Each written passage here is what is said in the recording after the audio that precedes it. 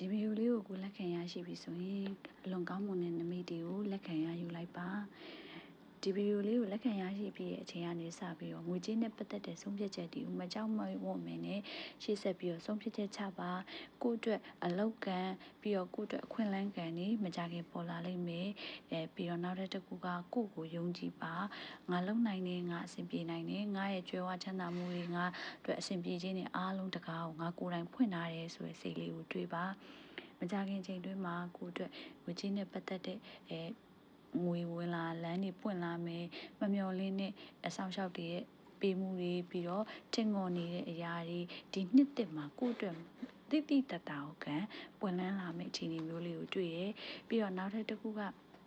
မကြခင်တွင်းမှာကိုချိတ်ဆက်နေတဲ့အချိတ်ဆက်တွေပြီးတော့နောက်ထပ်တစ်ခုကပြတ်တောက်နေတဲ့အရာတွေမျောလင်းနေတဲ့အရာတွေအဲ့ဒီအရာတွေကလည်းတိတိတတ်တာအဆင်ပြေလာမယ်ကိုအခွင့်အရေးပေးပါရလာတဲ့အခွင့်အရေးလေးကိုလည်းလက်လွတ်မခံပါနဲ့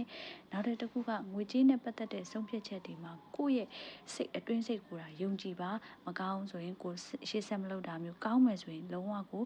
တိတိကျကျလုပ်ပြီးတော့မပြေးမရိပဲနဲ့တိတိကျကျလုပ်ပါ